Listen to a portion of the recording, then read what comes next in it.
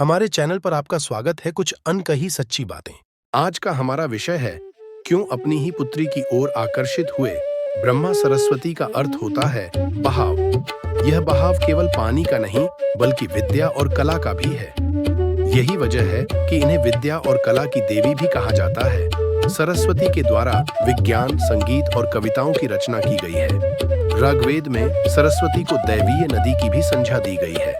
साथ ही इन्हें पवित्रता और उर्वरता की देवी भी कहा गया है। सरस्वती को अन्य नामों से भी पुकारा जाता है, जिनमें भागेश्वरी, शतरूपा, ब्राह्मी, पृथुधर, बकदेवी, बिरज, शारदा आदि प्रमुख हैं। हिंदू धर्म से जुड़े पौराणिक इतिहास पर नजर डालें तो कई ऐसी कहानियां सुनने को मिल जाएंगी जिनसे अभी तक आमजन वाकिफ नहीं है।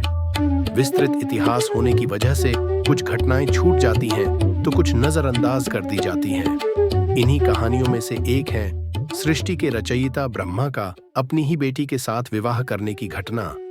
यह बात तो हम सभी जानते हैं कि त्रिदेव के हाथों में ही इस सृष्टि की बागडोर समाहित है। ब्रह्मा के पास सृष्टि की रचना का दायित्व है तो विष्णु के पास संरक्षण का। वहीं देवों के देव कहे जाने वाले महादेव शिव को विनाश का जिम्मा सौंपा गया है। इसी विनाश के बाद फिर से शुरू होता है सृजन का चक्र। ब्रह्मा का अपनी ही बेटी के साथ विवाह करने की इस घटना का उल्लेख सरस्वती पुराण में वर्णित है। सरस्वती पुराण के अनुसार सृष्टि की रचना करते समय ब्रह्मा ने सीधे अपने वीर्य से सरस्वती को जन्म दिया था।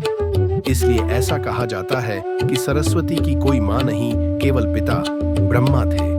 सरस्वती को विद्या की देवी कहा जाता है, लेकिन विद्या की यह देवी बेहद खूबसूरत और आकर्षक थीं कि स्वयं ब्रह्मा भी सरस्वती के आकर्षण से खुद को बचाकर नहीं रख पाए और उन्हें अपनी अर्धांगिनी बनाने पर विचार करने लगे।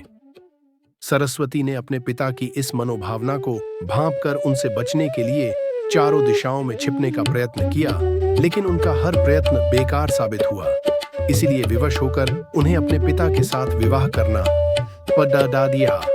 ब्रह्मा और सरस्वती करीब 100 वर्षों तक एक जंगल में पति पत्नी की तरह रहे। इन दोनों का एक पुत्र भी हुआ जिसका नाम रखा गया था स्वयंभू मनु। इसके उलट मत्स्य पुराण के अनुसार ब्रह्मा के 5 सिर थे।